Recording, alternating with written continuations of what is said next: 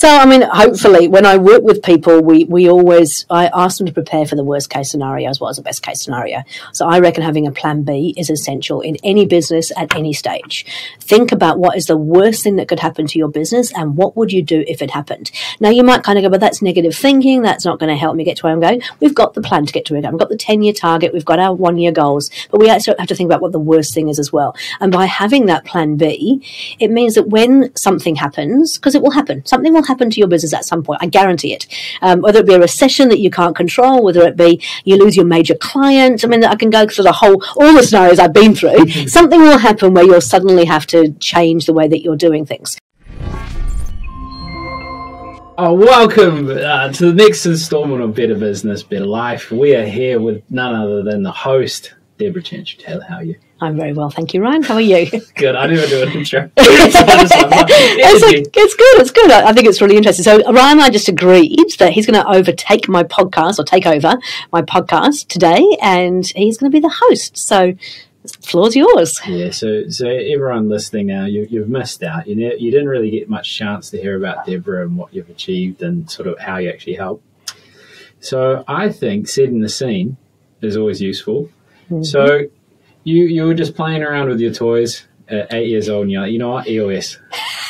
Yeah, that's exactly it. Yeah. No, not quite. Well, I did have my first business at 13 years old. Oh, did you? I did, yeah. What was that? So my parents are not from a particularly wealthy background, and so they were always really good at making sure we had what we needed. But if we wanted anything, we had to raise the money to kind of buy what we wanted rather than what we needed. And so I have always worked, I think 9 years old was my first actual job. But then at 13, I started my own little business at school, and I manufactured, it sounds really funny right now given the technology age of what I'm doing with technology, but it was little notepads and writing pads and envelopes, and they had hearts all over them. I love hearts. I've always loved hearts, and so it was little mini kind of writing pads that you could write little messages on, and you put them inside this envelope, and there's a little heart that you sealed it with, and I sold those to other people in my class. Huh.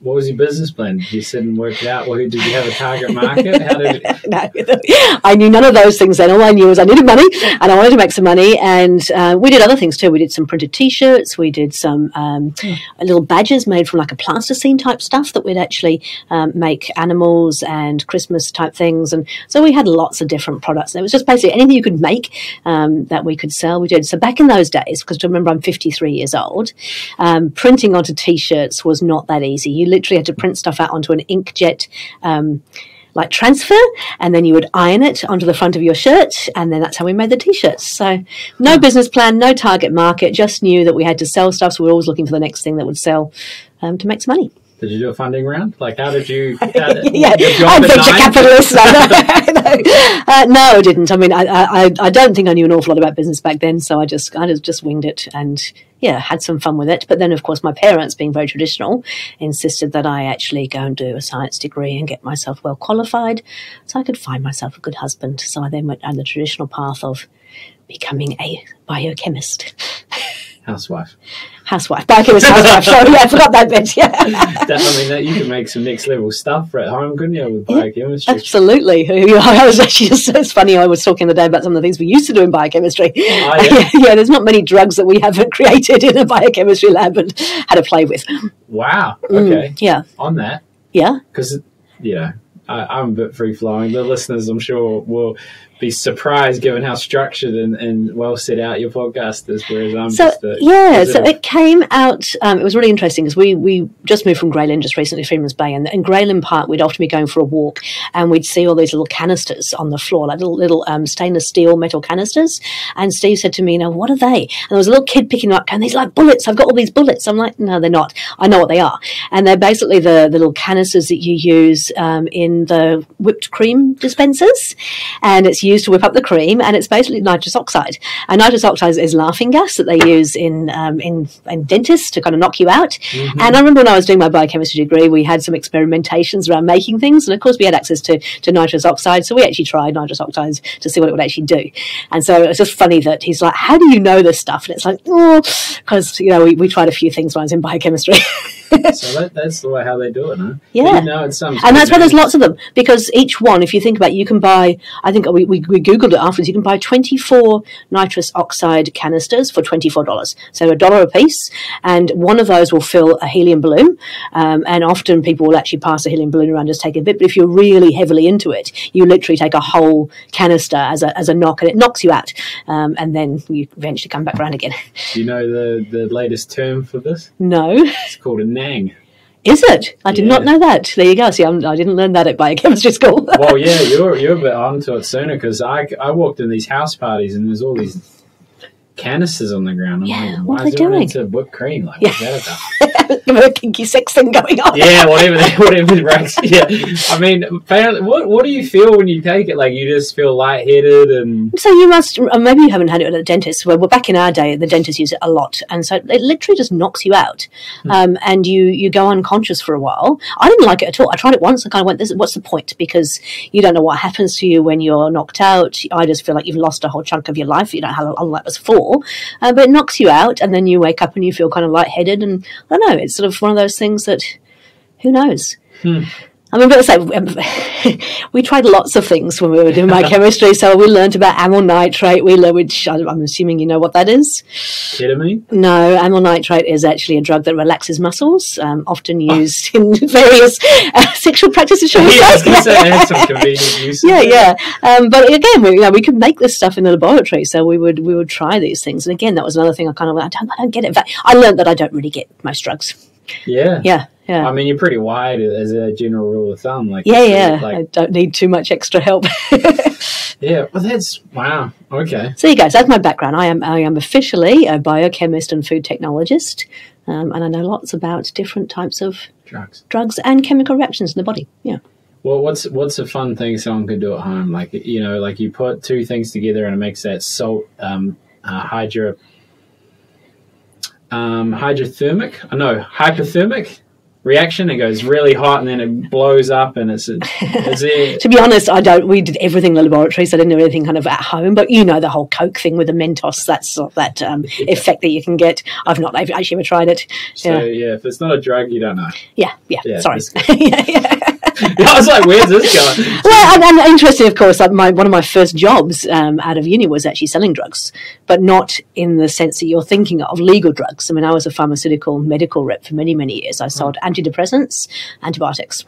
Wow, I feel like antidepressants is not a hard sell if you're allowed to prescribe it. I guess you got to sell it to we have to sell it to the doctors. So if you think about back in those days, there were many choices about antidepressants. So I was dealing with doctors, psychiatrists, hospital-based psychiatrists, hospital-based doctors, trying to convince them that the drug that I was pushing was the best drug for treating their patients. Wow. Thoughts on the medical? Are they just glorified drug dealers? It was fascinating for me because it was a really well-paid job. It was not particularly regulated over in Australia. So over here, you've got Pharmac that stops you from advertising and from going and sort of bribing doctors, if you like. We were pretty much bribing doctors by taking them on flash weekends, by giving them gifts, by telling them all the wonderful things about our drug, whilst doing it over a very fancy, expensive meal at a restaurant, or taking them out to some long weekend. Or we had psychiatrists flown in from around the world to talk to them, and then we would wine and dine them. And I've got some stories to tell from those too. Doctors are not quite as sensible as we'd like to think they are. Oh, no. I find the more serious and structured the occupation, the less serious and structured the personal life. Yes. So I remember playing baseball with an empty bottle of wine, and I think we had some tennis balls, not quite sure where they came from, whilst being dressed in our robe in a very, very flash hotel, the Observatory over in Sydney, while having our robes from our room on backwards, dressed like surgeons, because of course when you put a robe on backwards you're like a surgeon. Yeah, that was a fun night. We'll leave it there. Doctors and nurses in real life. Yeah, I've heard of these balls that they go to once they're celebrated and finished. I don't know. These were obviously, they were psychiatrists, so they've actually not just a GP. They've been doing many, many years of study. Very, very smart people, and a lot of fun. I mean, it was a fun time. It wasn't actually really a raucous time. It was more of a fun time. Were doctors incentivized to sell more? Not directly. You couldn't actually pay them an amount of money to sell to prescribe more. But like I said, you gave them little gifts. You took them away. You looked after them. So, like, hypothetically speaking, let's say you don't give a commission, but like this one was the top salesperson, and you've got all the numbers you're in. Yep. So I just want to celebrate you. You've just done so well for us that like we got this weekend away. Yeah. So there was certain rules around it. You couldn't give them physical gifts over a certain value. So in the old days, when I first started, you could give them almost anything. So you could literally kind of go, hey, look, you've been a great prescriber. Here's a Ferrari as an example. Not quite, but then they brought in rules, and there was rules on what you couldn't. But we used to give away computers as well. So we used to give away sort of computers for their offices.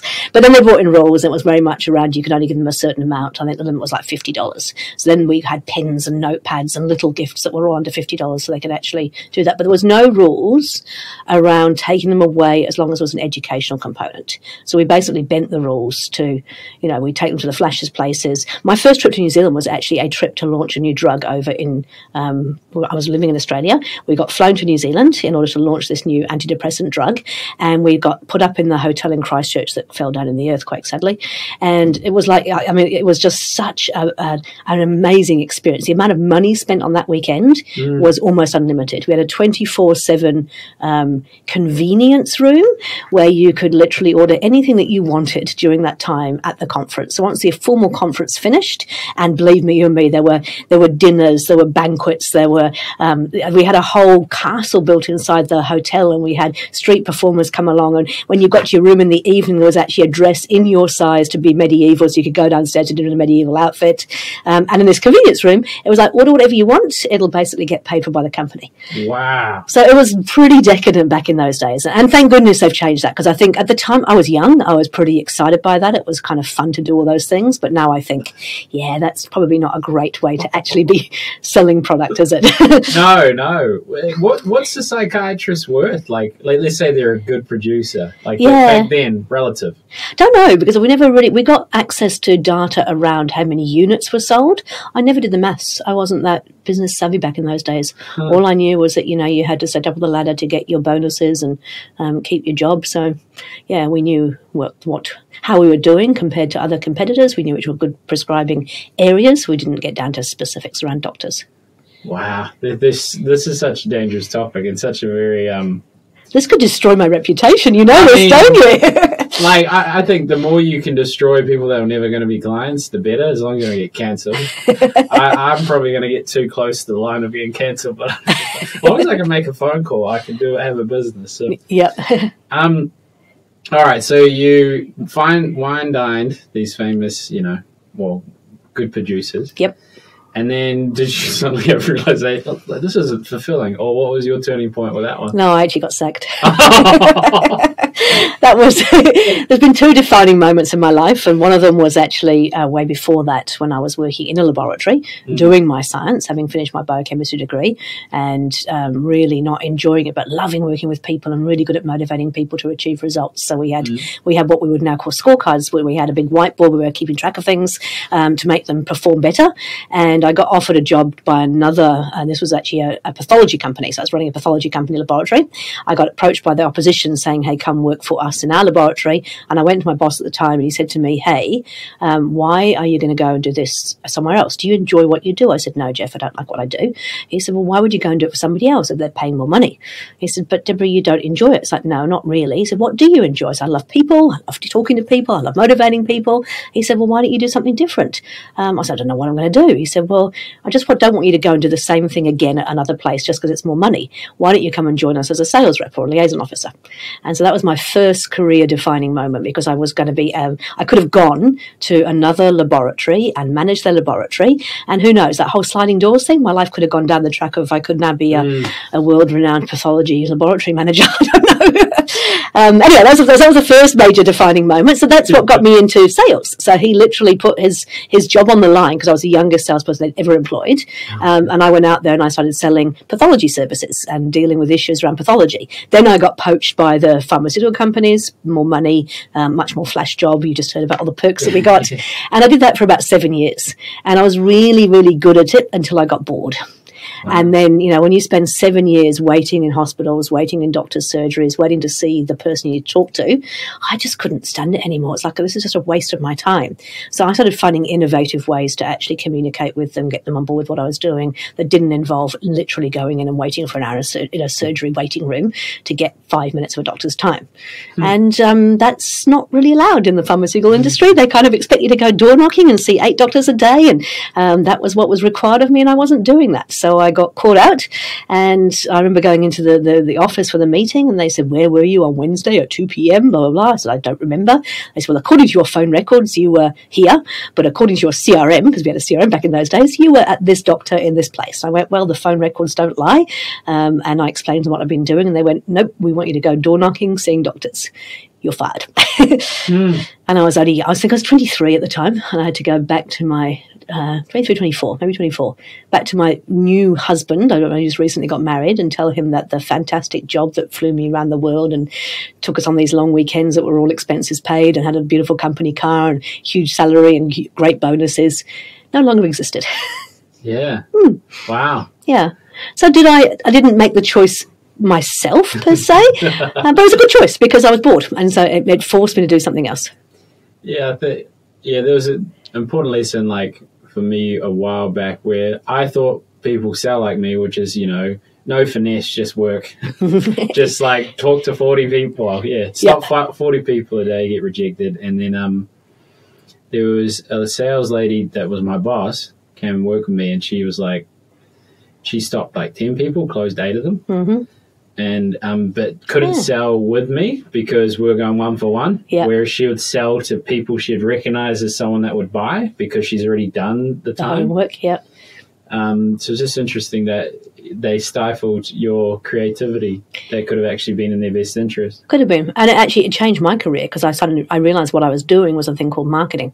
And I was like, oh, marketing, that sounds like fun. And being I've been an entrepreneur my entire life. When I think about it, it was like, oh, next bright, shiny object. Okay, cool. Let's go do marketing. So I went and got myself a degree or diploma in marketing and started doing some marketing stuff.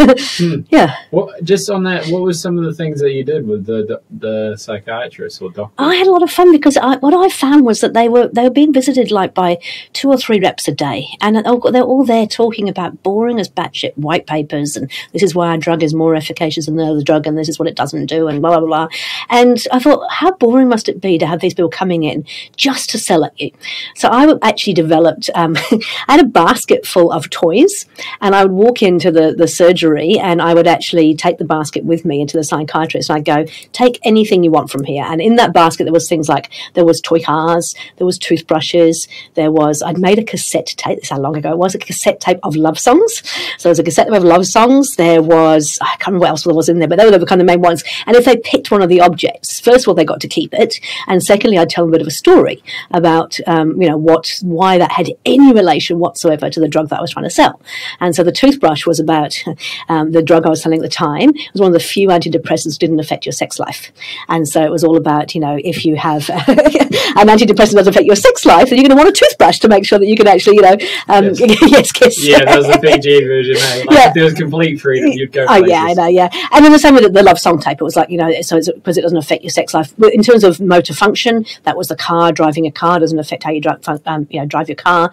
I had something around sleep. I think I had a baby's dummy. I can't remember what that was for. But so I just had all these different things. Yeah, and it just one won't kill your children. yeah.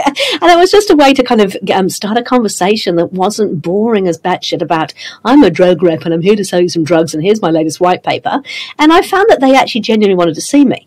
And then when I couldn't get in to see them, I would send them things to the mail. So I'd have the same kind of things, but it'd be like a bit of a campaign. So I'd send them a love songs mixtape that I made on my own cassette recorder and printed out all the things on my inkjet printer and sent these things out to them.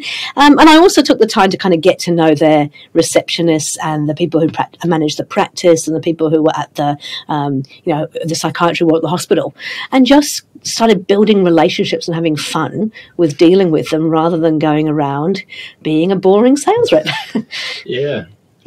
Wow. And apparently that's called marketing. So it's like, cool, I like that. Let's give it a go. You got that one. Well, I was talking to a guy the other day, and he wanted to appeal to the NZ exporters. And so he recorded a video describing what he did, but then he put it on a blank whatever you call it, cassette, yeah. VCR? Oh, VCR, wow, okay. Let's say, like a video thing. Video, so Betamax or VHS? Which one was he on? It's VHS. Right, okay. Yeah, Betamax was the better quality, but it didn't win. Wow. Yeah. Shout out.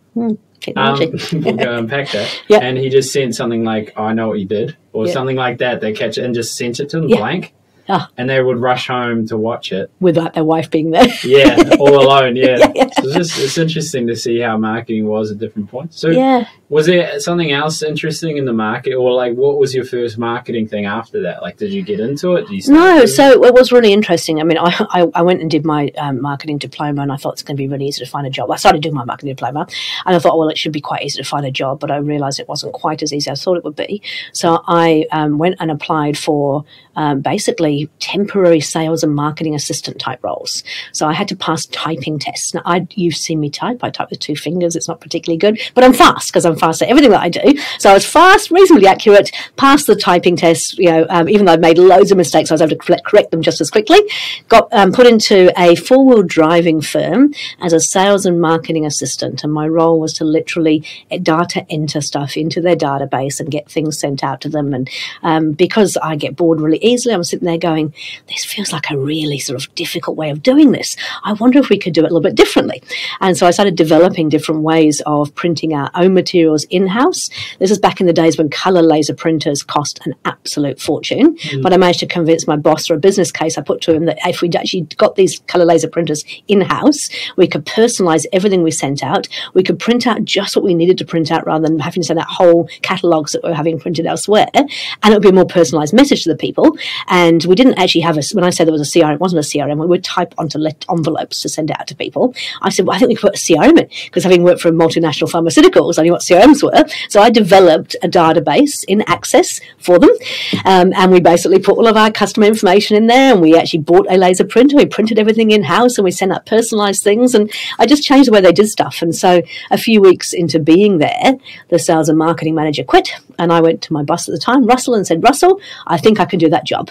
And he went, what makes you think you can do it? I said, you take me out for dinner and I'll tell you why I think I can do it. So he took me out for dinner. I put together a proposal, which I found the other day when I was cleaning up my house. Oh, you found a proposal? Yeah. And it was basically, here's why I think I can do it. Of course, it was an easy sell for him, because when he asked me what I wanted in exchange for being a sales and marketing manager as opposed to just a sales and marketing lackey, essentially, all I wanted was a company car, because I didn't have a company car anymore. So in exchange for a 4-wheel drive company car, he got a new sales and marketing manager, and I got to do the job that I wanted to do. Wow. And worst case, you got free dinner because you said, take me out. Yeah, and that's right. He took me out for dinner. He paid for dinner. So that's right. Yeah. What do I have to lose? Exactly. Well, just on that, because I think that'll be a common now. Like Alex Hormozi analysed the people that watch him, and he's successful in business marketing, and it's people that haven't started a business that are thinking about it. Okay. So what about like communicating what you want to your boss? Like how do you position yourself so you can either get a raise, get an opportunity? Because you were quite conscious about that. Yeah. If you don't know, you can pass as well. No, I was just thinking, I don't know that I ever was looking to get a pay rise or a promotion. I just always wanted to improve the way things were done. Like, if I think back, all of my jobs were like, this is great, but surely we could do this better. I was always looking for better ways to do things and ways to motivate people. Because when I became the sales and marketing manager, it wasn't just about sending stuff out to potential clients. It was actually about managing the sales team.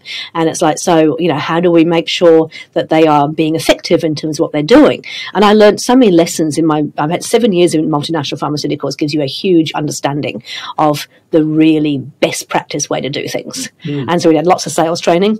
So I don't know that I ever was looking for self-promotion. It was more, I want to do things better. And I realized that the further you got up the food chain, the more influence you had to make changes. So that's what I do. Well, you'd see why it would work. I mean, I can see why the sales thing didn't work, and I can see why the focusing on how you can improve and do things better instead of focusing on why you deserve it. Yeah. They're a different way to approach things. Yeah, and I think that's just been a natural part of my life. I don't know that I necessarily deliberately go that way. It's sort of just I'm always looking like, how do I make things better for people? Yeah, well, I think that's worth unpacking. Yeah? Yeah, because a lot of us say it. Yes. They want to help. Yep. And I'm always curious as to why. Like, what about you or your experiences in life mean you care more about others?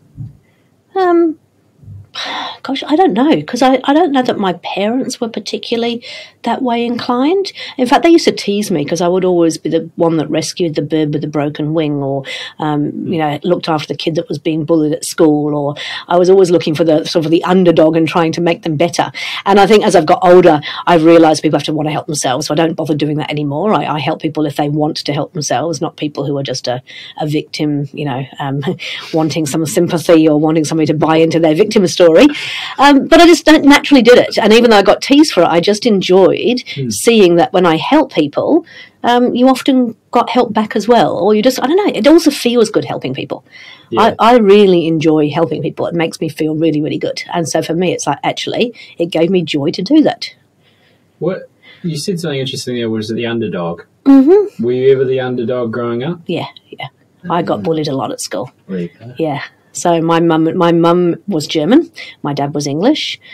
We were not very well off, and so we often relied upon hand-me-down clothes to get through, get through life, I suppose. And with mum being German, the hand-me-down clothes came from my cousins in Germany. And Germans tend to wear bright colours, spots, stripes, stars, really bright colours. English people tend to wear grey, black, white, boring, plain. Yeah. So I always kind of had I was stuck out like a sore thumb. And also, because I was particularly smart. I don't know how. I think mum was pretty smart, so maybe I got it from her. I was also always the top of the class without even trying. And so I got teased for being a girly swat, for being teacher's pet, for wearing funny clothes, for even having a funny accent, because my mum spoke Queen's English because she was German. Dad spoke very...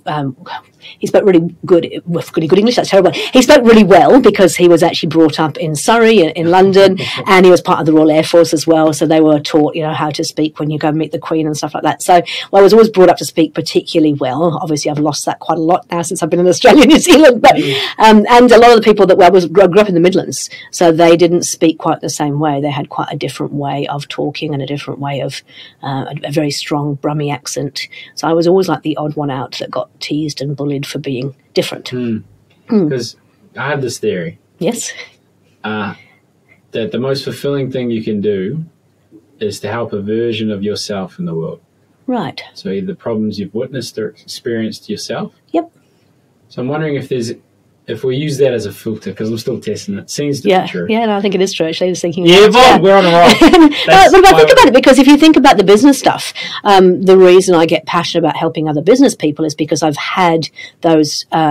I've had their successes, but I've also had the terrible failures. And I don't want anybody to have to go through what I went through. So it's about being able to help other people to avoid those pitfalls. That is what makes me happy, is to let them, hopefully, I think they've got to have some heartache, because otherwise you don't learn. I think you learn a whole lot more from your failures, but there's levels of heartache. And I really wish that a lot of people didn't have the levels of heartache that I went through. So if I can just, shallow those out a wee bit, that makes me happy.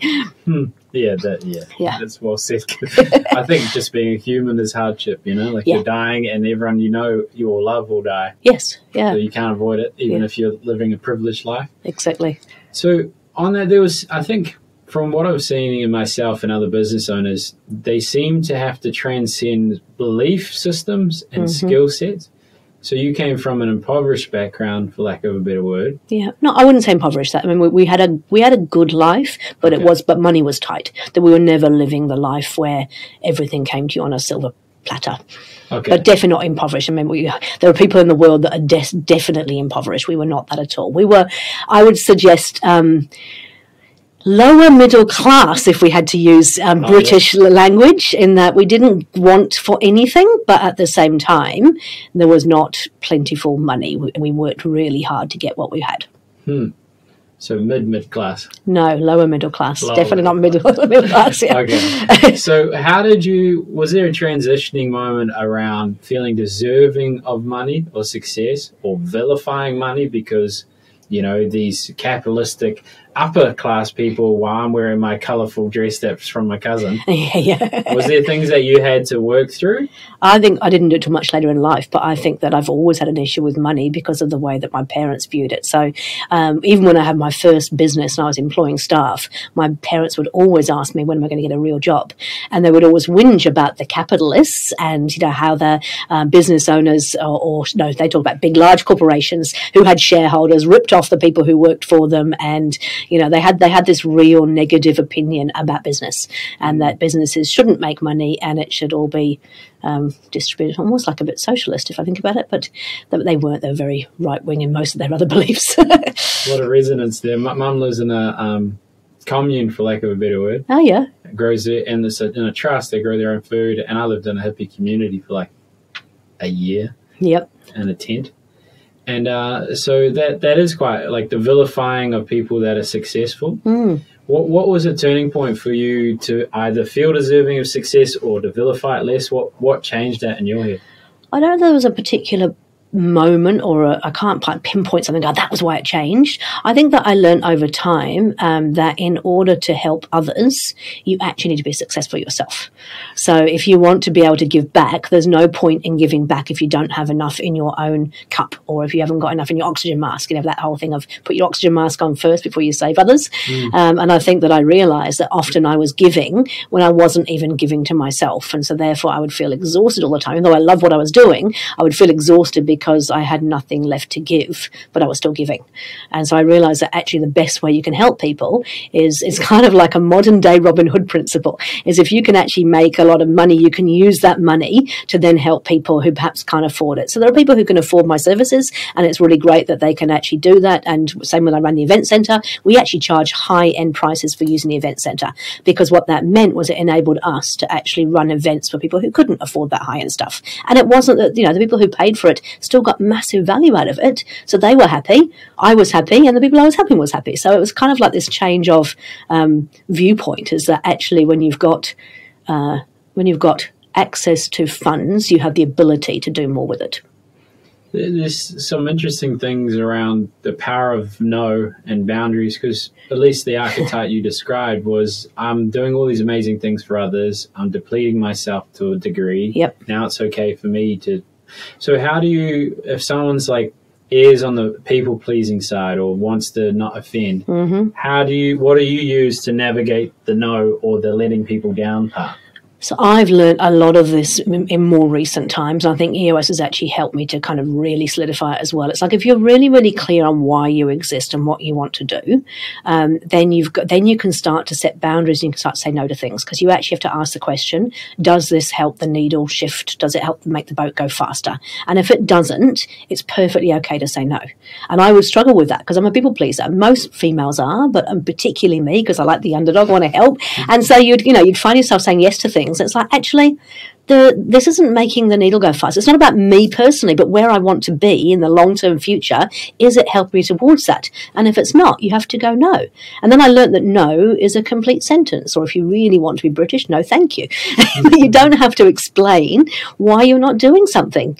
Or you can explain it in a way you can just go, hey, no thanks, that's not for me. Or no thanks, that's not for me. But as soon as you start saying, I'm too busy at the moment, or I've got other things on, you're giving an opening that's almost like, it's like men who are trying to date somebody. If you don't actually say bluntly no, they'll kind of go, oh, I've got a chance, so I'm going to go. So if you can get really clear on why you exist and what you're doing, you'll find it easier to say no and just say, no, thank you, that's not for me. So in a way, you're making your why greater than your resistance to saying no. Yes, yeah, that's exactly right. I think of going to France, walking on Paris, and they sell you those Eiffel Tower things. Oh, yes, yeah. And you say, no, no. And they keep coming, you're like, no, I don't want it. Yep. But there's extremes as well where you say no too strong and aggravate a reaction. Mm-hmm. Yeah. So I think something you've talked about prior is navigating uncomfortable conversations. Yes. And you use toys for that too. I do use toys for that too, but not what the listeners are thinking of right now. Fluffy animal toys is what I use to help navigate those conversations. Yeah. So no relaxing drugs. No relaxing drugs. No, nothing like that. So let's say someone recognizes there's an issue. Yep. They need to have that conversation. Yep. How do you prepare mentally and how do you execute? So for me personally, if I know I have to have a difficult conversation, I have to write what I want to say down. I've learned that if I just go in there, because I wing most things, you know me, I wing almost everything. But if I'm having a difficult conversation, winging it does not work, because all of a sudden the person I'm speaking to might get emotional or upset about it, and then immediately I go straight into oh, it's okay, let me look after you. No, I won't take any further. So by writing it down, I'm very clear on what I want to say, why I want to say it. I can actually clearly articulate it by writing it down, and then I use that to refer back to when I'm actually having the conversation. I also always start with, I'd much rather stick my head down a toilet than have this conversation, but I need to have it. And so like a little bit of humor in there around, this is not really great for me either. And then when I'm working with others to facilitate those conversations, I again try and bring some fun into it. Don't make it too serious. Try and not make it personal so that you're actually talking about the situation, which is why we have the toys, because you can talk about the elephant. I literally I've got a sacred cow out there, and the other day I was working with a family business, and I obviously won't mention names because this is very confidential, but I had to address something that was a sacred cow in the family business. And so I literally grabbed the sacred cow and I held it like a child, like in front of me, like a protective teddy, and went, you can't shoot me down because I've got the sacred cow, but I need to talk to you about the sacred cow that is happening in this room. And so by doing that, it doesn't necessarily make the conversation any easier, but it does at least, the other person recognizes that you too are a human being. You're not doing it to be nasty. You're not doing it to, create havoc just because. You're doing it for quite a genuine reason. And I suppose I can't imagine what that image of an overweight 53-year-old holding a sacred cow looks like, but I should imagine that when they see that, they're kind of going, okay, this is actually a little girl who's tackling the difficult conversations. And I think that's where the toys can come in handy. It doesn't mean that I'm not a mature adult who knows what to do with it. It just means that actually you're giving yourself a little bit of permission to have what I would call almost childlike conversations, because you think about children, they tend to approach things almost without a filter, don't they, when they ask questions. I'll never forget being asked by one child, when's your baby due? It's like, no, I'm just fat. But children don't have this filter that kind of go, to not say that. And so I try to bring that childlike curiosity into what I do, and I try to make sure that people understand that, we're doing it from a place of like a child actually wants to be loved, wants to be helpful, but just sometimes doesn't know how to do it. I can see how that would work. I was sitting with a clinical psychologist on the beach, and they were telling me about the concept of flipping the lid, where the brain actually flips the lid. Yep. In a sense, so your access to logical thinking is impaired when you're in fight or flight. Yeah. So if you're diverting a person's, direction with this disarming toy, it helps a lot. Yeah. Yeah, and I've talked about being triggered, but you have to recognise you're being triggered.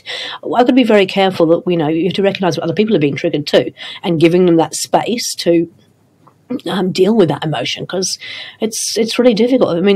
I think I'm quite fortunate. I've done lots of work around self-awareness. Again, not perfect, but I can tell usually when I'm triggered. This morning when I came into the office, nothing was going right, and I was literally kind of stomping around it. And you can see yourself, like you lift yourself out of yourself and go, Debra, you're stomping around, you're talking a million miles an hour, you're throwing things around the way, you've got something going on, time to deal with it. But I forget that not everybody's had that training, and so for some people, they don't know that they're even in that. So I've got to be very careful when I'm facilitating that I can't help them being triggered sometimes, because just certain things will trigger us based on previous experiences, based on what's gone on. So it's like, how do you allow them to have time to take it away from being personal, and to have, as you said, the flip the lid, give them a chance to actually reconvene their thoughts. And I hadn't thought about it, but I think the toys do help with that.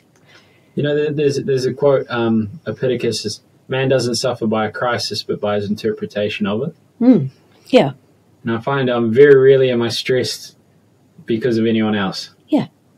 Well, and I again, not perfect about this by any means, but the only person you can actually control, or the only sort of emotions you can control, are your own. There's nothing worse than when you're in the middle of a fight with someone, they go, calm down. Red rag to a bull, right? It's like, it's the worst thing you can say. And in reality, that person, the only person who can make that person change the way they are reacting is them. So conversely, the only person you can change reacting is you. So how you change your reaction to something can change the outcome of it. I think there's something else interesting in the toys. Oh, yes? Well, gosh, what else is there in the toys? My mind's out of the gutter now. Good. Yeah. You double down on what makes you you. Yep. So on that, there will be people, corporate, got to wear this, dress this, do this sort of way. Good. Just as well you're conditioned as a young lady wearing things against what everyone else thought you should. Yeah. And then your parents said you should just be this, and then you didn't do that. I actually got asked to change my dress code when I was doing the first liaison sales job. They said to me that I need to go out and buy a new wardrobe. So I had that conditioning from a very, very early age that you have to do this and dress this way, and this is what life expects of you. Wow. Yeah. So on that, because I find the more I double down on me, Yep. the stronger emotions it evokes in people that never would have got along with me. Yeah. But also Do you deepens care? the strength. Do I give a fuck? If you're listening here, haters, you convert haters if you just inquire as to what emotion is leading them to projecting. Mm-hmm. I've turned a lot of followers on social media just being like, what makes you think that? How do you think I could do this better? And then they're like, you know what? I'm sorry. And then they start investing and helping and defending. It's Okay. Yeah, that's a good approach. Yeah. Yeah, just sort of bring me into it. Yeah, good. So what's how do you rationalize that in your head on being yourself, and is there a reward for being yourself, or should people just get back in their little box? So I'm a big advocate for not being in a little box these days, but I spent a lot of my life in a little box, and there was lots of pressures. I mean, like from, say, being told what I should wear in my first kind of real job out in the real world, being told that I should do science, being told I should find a good husband, being told I should have children, all these things, you know, and especially I think even when working in business, I worked in a lot of male-dominated industries, there was an expectation of what I should be like. But I think I created a lot of it myself. So I think that once you start being told that early in your life, you start to create all these things that you should or shouldn't be. And I've talked about this on social media. For a long, long time, I would never wear a dress. If you met me probably more like 20 years ago, I was always in a pinstripe suit and a shirt and cufflinks, or... the shoulder pads were way before that age. Mum was all about I'm a little bit younger than my mum. I think maybe not. Anyway, I do remember having shoulder pads in my first kind of sales rep, so maybe not a sales rep job. No, but I mean, it was. I felt like I had to. Even when I wasn't in a suit, I would be in jeans and a shirt with cufflinks. It was very masculine, and I even had really, really short hair back then too, which is kind of fascinating. So I think I felt like I had to fit in with the people around me, and what I realised was not only is that you not being authentic, which means that they're not seeing the true value that you bring to it, but it's also really difficult being different people that different people expect of you. Yeah. So, you know, if you've got, I mean, Gino used a great example, but he talked about the fact that, you know, you might have your friends and family and they've got this expectation of you. You might have your family. You might have your friends who've got the people you went to uni with have a different expectation. The people that you work with have a different expectation. And if you're being a different person to all those people, imagine how hard it is to manage that. Because when they all get in a room together, suddenly Debra goes... Which one am I? I don't think I've had multiple personalities for years, trying to please everybody and trying to fit in. And when you're actually just being authentically yourself, you don't have to do anything. You don't have to apologise for anything. If you don't like my dress, and I wear dresses now because I quite like dresses. I bring my dogs to work because I like having my dogs around me. And people say to me, no, well, you can't do that. It's not professional. But that's who I am. So I haven't got to pretend to try and be somebody that I'm not anymore. And that's quite freeing. So, quite free. And also, I think from working with me perspective, you're actually getting the full Debra as well, because I'm in my element. I'm not trying to pretend to be anybody. I'm just doing what I know that I actually do really well. And I'm not worried. I mean, I do sometimes catch myself. I work with some religious companies, and I have to be very careful. I don't want to blaspheme. I don't mean to offend, but sometimes I just get it wrong, you know. I kind of, and I have to be careful with my swearing because, no, that's not fair. I don't have to be careful with it. I try to be respectful of the people that I'm working with and try really hard, but I can't help it. I'm British. Every once in a while a fuck's going to come out because that's what we do, you know. So it's hard, but in general terms I don't worry so much about it anymore. I usually kind of go, oh, sorry, shouldn't have said that, hope you don't mind, and then most people kind of go, oh, that's fine, you know. Mum, if you listen to this, you heard it here first. Swearing is okay. So here's a really interesting thing. Yeah, at about 40 years old, I remember I was having a really, really bad day at work, and I came across this meme it literally had a picture of a young girl with a backpack going into a wardrobe, and she was saying, fuck this, I'm off to Narnia. And I thought, that's Lion the Witch in the Wardrobe. I love Narnia. I was like, this is hilarious. This is me. This is how I feel today. So I posted it on Facebook. I got an email from my father, and it said, Debra, we cannot believe that you posted that meme on Facebook. What will our friends think of us? How can you use that language in a public environment where people can see it? We're really disappointed, and we can't believe that you've done this, and we can't believe what our friends will think. And I sat there and I kind of went, oh my gosh, I've upset my dad. And then I thought about it, and then she wrote back and said, Dad, fuck off. I'm 40 years old. I did not actually swear in my thing. If you notice, I used a meme. I did not actually swear myself. I said, I thought it was funny. Here's the reason why I thought it was funny. Basically, fuck off. Yeah, I started going. But I was 40, and my father was telling me I was not 40. Yeah, I mean, that sums it up. Yeah. So there's a few things in there around femininity and masculinity. Yes.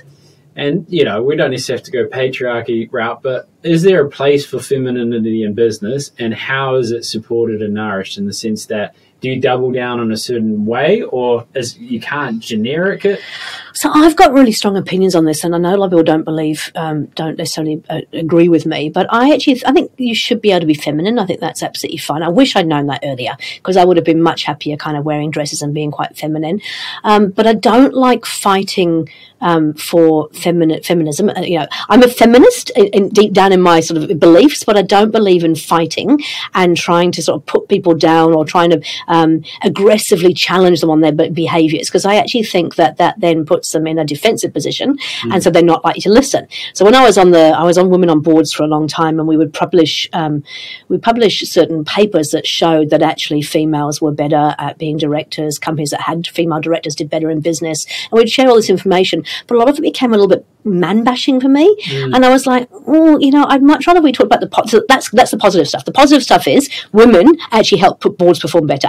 Boards with women on them have companies that perform better. But they were talking about things that, I don't know, I can't remember exact examples, but I always sort of said to them, I'd much rather we focus on the positive stuff rather than sort of man-bashed, because I think it's like when you say calm down, the last thing you're going to do is calm down. So if I say to you, you shouldn't be doing this, and you're going to get sort of triggered by that. So when I used to work in very male-dominated environments, I do it kind of subtly and with a bit of fun. And I did it in a way that hopefully it didn't really offend people, but I made it pretty clear. So I talked about this on a video the other day. It's like, actually, I remember being in my first board meeting, and I was the GM at the company, or part of the senior leadership team, whatever it was. And I remember going into the board meeting, and they literally said, "Oh, good, you're here. You can take the notes. And by the way, the coffee's over there. And could you pour us a coffee?" And so I kind of went, you know what? I will pour you a coffee, and I will take the notes. But just to be really clear, these are tasks that we can all do. So how about I do it this time, and next time maybe you could do it, Ryan? And so it was always about, I could have gone in and gone, I'm a female. You're just picking on me because I'm a female. Why should I have to do the notes? But it's like, well, okay, I don't mind doing it, but let's just be really clear. Next time round, somebody else can do it. And that was always my approach, is kind of trying to do it in a way. I think I used to, when I used to work in the engineering industry, I actually had to go out into the warehouse, and I'd sit and I don't drink beer, but I'd sit and have a wine with the boys while they're drinking beer. And initially they were kind of like, what are you doing out here? It's like, well, I've just come out to have a chat. Oh, well, this is kind of blokes here. It's like, well, I'm just really one of the blokes. And I would actually just try and they would say, oh, well, don't look at the naked girls on the wall. It's like, I don't care about the naked girls on the wall. And I genuinely don't. I think they're trying to say to people, oh, take the naked picture of the girls down. It's part of who they were. It didn't worry me. I'd much rather that they were themselves as well. So why would I go on about me being authentic and me being who I am, and then be telling other people what they can and can't do? So I don't know. I'm a feminist, and so I believe that there should be equality in terms of, if you're doing the same job, why wouldn't you get the same pay? I do believe that it's nice to have a door open for me, though, at the same time, by a man. So I've got these real mixed feelings, and I certainly don't believe in shooting people down. There's the saying, in a military sense, is the longest way round is the shortest way home. Yeah, okay, I like that. Because, like in World War I, they'd just dig a hole and go straight. Yeah. So that led to a lot of casualties. And same thing with how to win friends and influence people. It's like there's no right or wrong in an argument. There's only someone that feels wrong. Yeah. Yeah, good point. Yeah. See, I often don't know the theory behind these things, but I just do them intuitively, because I kind of go, actually, I know what works. Yeah, well, it's useful. Yeah. Instead of being theory-based. Yeah. Okay, so there was an accolade as well, where you're like youngest GM for intercity bus or something. Yeah. Had like a lot of people that you were looking out for, and then most of them men. Yes, yeah. So we had about 220 staff, a lot of bus drivers, obviously, because intercities are the national coach network over here. So we had some females in the call centre, but generally the operations side of it was pretty much men, and also the board was. The board was all men. So the chairman of the board was a male, all the board directors were males, the CEOs. No, they're not. But again, it's like that they hadn't been, I'm very fortunate, I'd done a lot of work in sales and marketing. They hadn't been exposed to sales and marketing the way that I had, and they hadn't been exposed to the way that I like to motivate and inspire people too. So yeah, it was a big job for a young female. The interview was fascinating, because I got interviewed first of all by just the CEO, then I had the chairman of the board and one of the directors come in, and one of the questions they actually asked me was, have you ever fired somebody? And it's like, I had. So I had to explain, what I did and how we'd done it. And it's like, wow, okay, this is interesting. I'm being asked in my interview, have I ever fired people? I think they've got some plans around, restructuring, whatever it might be. But yeah, it was a great job. It taught me so much about, dealing with some very set in stone ways of doing things, and how you had to work with people to change their opinions of things. So, they didn't believe there was any merit in having a consistent brand. They weren't sure that it was a good idea to change bus drivers' uniforms or change the messaging on their buses. There was all kind of things that I tackled with them, that we actually made some significant changes that turned that business around from being flatlining to actually back to growth. And we even won a contact centre award for the top contact centre in New Zealand against the likes of the other travel players, so Air New Zealand, Qantas, some big players out there. So we did a good job, but it took gentle. I always say, is the saying an iron fist and a velvet glove? I think that's probably what I am. Is I'm actually, I'm not afraid to have the difficult conversations. I'm not afraid to tackle things, but I've learned to pick the battles and do it in a way that the people think it's their own idea rather than forcing it. Because back at the council, I was considered a bulldozer, and that's when I used to go in and just kind of go, we're going to get shit done, we need to get stuff done. And they go, slow down, stop bulldozing people. Well, I can't stand not getting things done. So by the time I got to Intercity, which is my next job, I kind of learned that actually bring people on the journey, let them think that let them have some input into it. So it actually is their idea, as opposed to just forcing things. Council, that stuff. 18 months of my life, worst 18 months of my life. Yeah, what do you, just on that system side of things, what leads to a culture where mediocrity is accepted? I think it's when you actually allow people to do things. So if you think about, often in family businesses, you might have a family member who just has the job because they're a family member. And if they don't do what's expected of them in that job, you're basically setting the bar, right? The bar is down here, which means other people will actually do it. I had a situation at one of my businesses that I was working at where we had somebody who was blatantly kind of disobeying the rules and pushing the boundaries, and they were letting them get away with it. So if you let them get away with it, what does that say to everybody else? That's the bar. Yeah, so I don't know. I believe that's a little bit of it. And then it's also around a lot of people, particularly entrepreneurial businesses, the founder has got the idea of the vision really strong in their mind. They know what they want to achieve, but they haven't managed to communicate that with the rest of the team. So people don't understand how what they do fits into the bigger picture. So if you haven't shared that and they don't understand how they fit in, then they just become worker bees, I suppose. They're just doing what they're told as opposed to actually buying into what you're trying to achieve. So I think two things: you get the vision in place and you really clearly articulate, you have people understand how their role fits into that vision. Then you have to hold them accountable, discipline and accountability, so you actually get the traction to achieve it. And you've got to have, guidelines, and people have to follow those guidelines. You can't let anybody get away with not doing it. You've got to walk the talk at the top, and you've got to make sure every person on every level is actually following what we've set out as our guidelines, and we call them core values or the measurables, whatever it might be that we're doing. Yeah. Otherwise, people are just workers. Yeah, it's awful. Yeah. I think in theory, people crave it in the sense that it's something they know. So I'm used to me doing things and not outsourcing to others and trusting in them. And because I've been so obsessively a technician for so long, I might have a competency that's, higher than them initially. Yep. But because they do it all the time, then they're the ones that become exceptional. Mm-hmm. So on that, the transition from, I don't know where the pain comes. Is it at 15 employees? Is it the first one-man band? When does it start becoming systems? I think it happens when you start to get I don't want to call them levels because I don't like the whole idea of hierarchy per se, but when you start to get, sort of a leadership or a management team and then people who are working under those various functions in the business, you get a bit of complexity there.